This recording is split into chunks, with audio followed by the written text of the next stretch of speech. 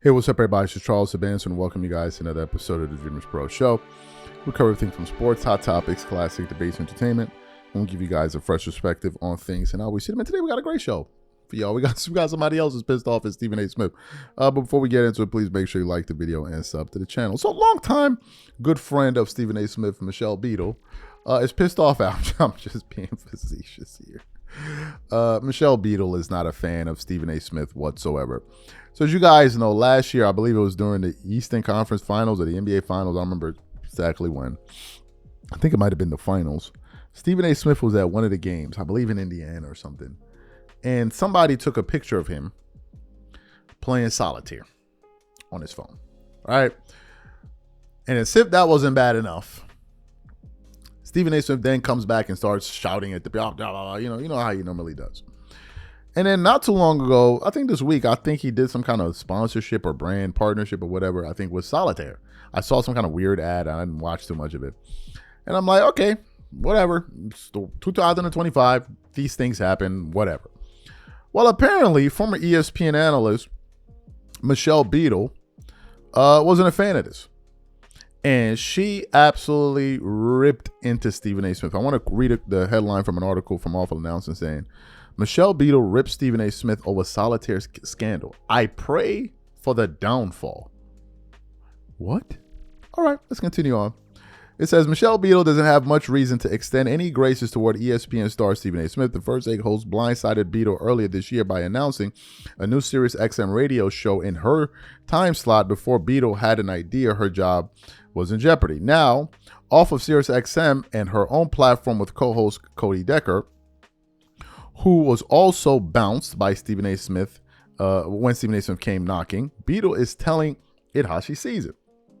And the former ESPN host did not hold back when she discussed Smith's latest controversy.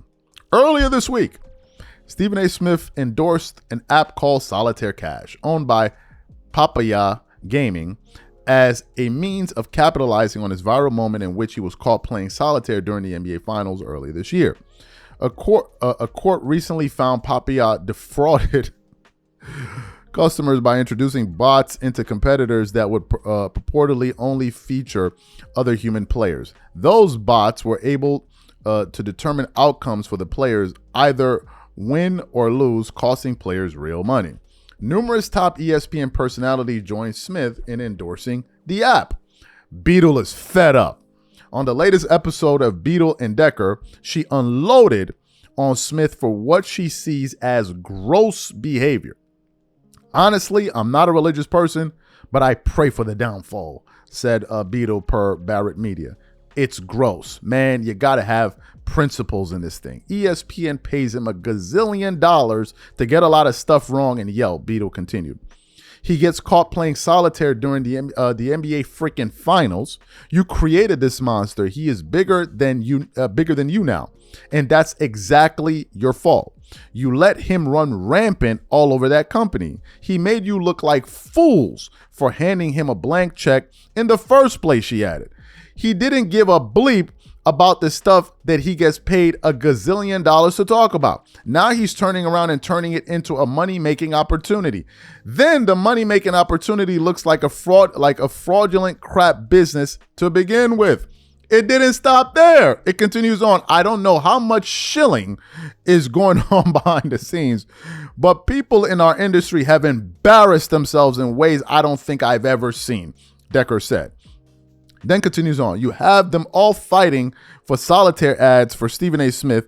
You have all of them, these dip bleeps, just shilling themselves out.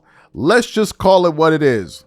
Whoring themselves out for out as harshly as they can, bro.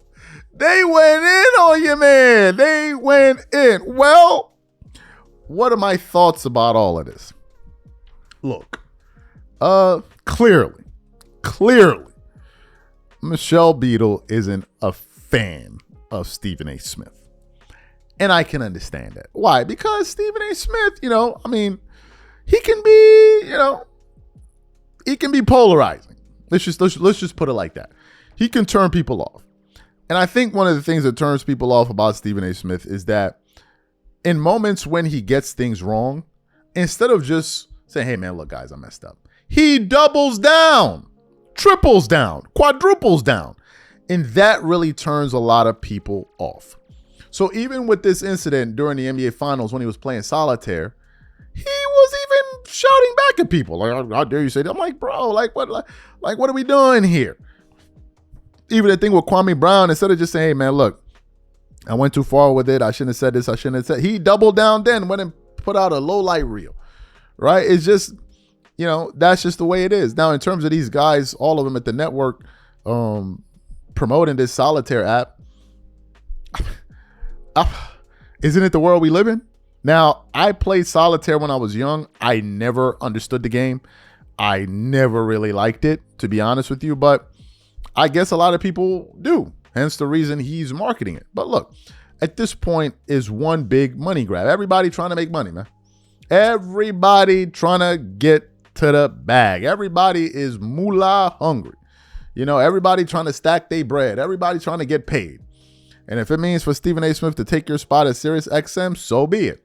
Stephen A. Smith is an unabashed capitalist. He said it. He just signed a $100 million deal, I think, with that and what he has going on with I think Sirius XM, he's getting paid roughly $40 million.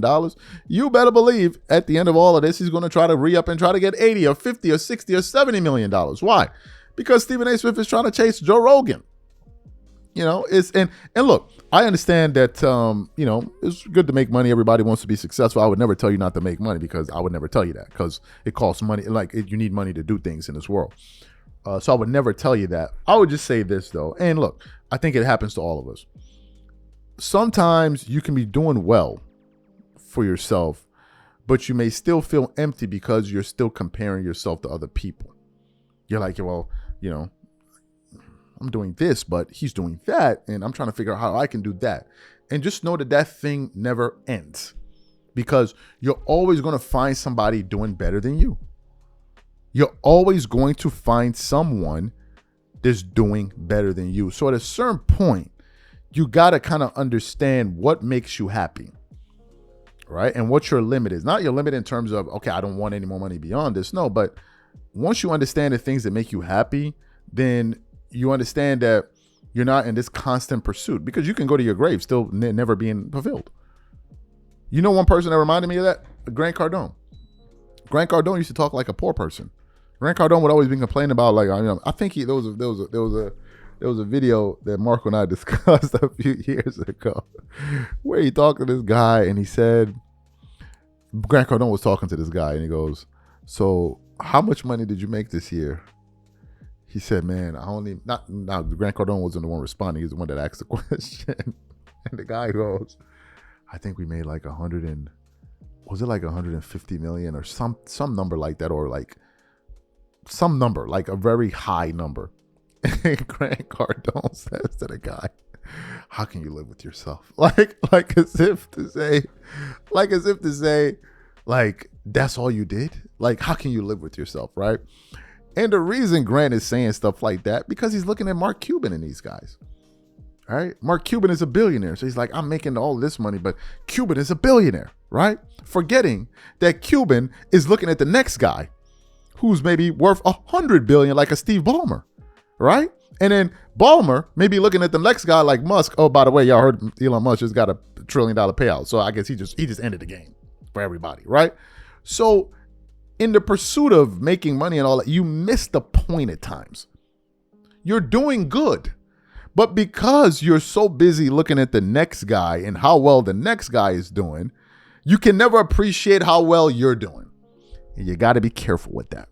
So to tie it all back into what we're talking about here, you got to be, bro, they trying to get to the bag, Michelle. They trying to get to the bag. And this is what you're going to get. These are my thoughts. Whatever you guys think, leave your thoughts in the comments. We catch you on the next one. I'm out. Peace.